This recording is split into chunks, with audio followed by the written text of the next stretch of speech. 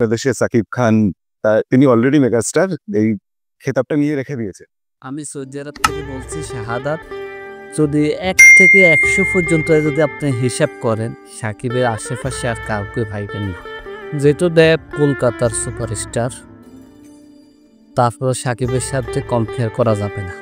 সাকিব খান একজনই, বললাম না ১ থেকে ১০০ পর্যন্তই কাকে ভাইবেন, সাকিব খানকে ভাইবেন। তো আমরাও দেখতাম চাই সাকিব খানের সাথে দেবের একটা জুটি, এবং কোয়েল মল্লিককেও দেখতাম চাই ওই জুটিটা সুপারহিট হবে, তাতে কোনো সন্দেহ নেই। কিন্তু সাকিবিয়ানেরা অনেক আশা নিয়ে বসে রয়েছে কোয়েল মল্লিকের সাথে, সাকিবের সাথে একটা জুটি দেখার জন্য। পাশাপাশি দেব ক্রসাইতে আছে। এখন প্রযোজক পরিচালক তারাই পারবে একমাত্র এই জুটিটাকে আনার জন্য। সাকিব খানের প্রত্যেকটা ছবিতে এমনি সুপারহিট হয়, তাদেরকে জুটি নিয়ে ছবি করলে হয়তো একটু ভালো হবে।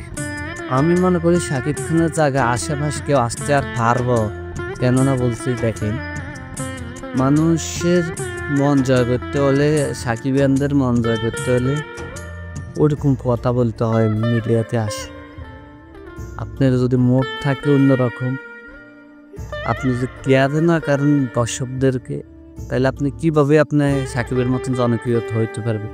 আপনাকে সুপারস্টার হইতে হইলে, মেগা স্টার হইতে হলে আপনাকে দর্শকে কি চায় ওইটা করতে হবে। আপনাকে দর্শকের চাহিদা পূরণ করতে হবে, দর্শক কী চাইতেছে ওইটা পূরণ করতে হবে।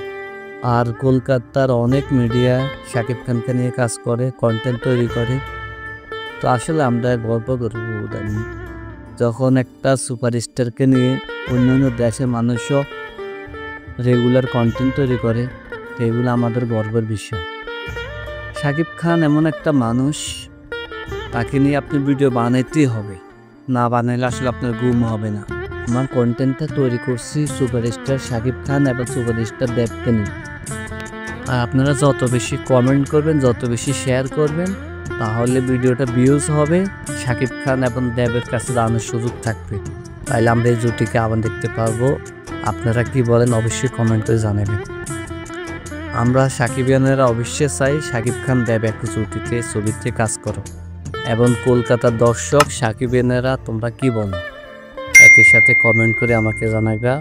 তো আশা করি সবাই অনেক অনেক ভালো থাকবেন, সত্য সন্তানের পাশে থাকবেন। সবাইকে আসসালামু আলাইকুম।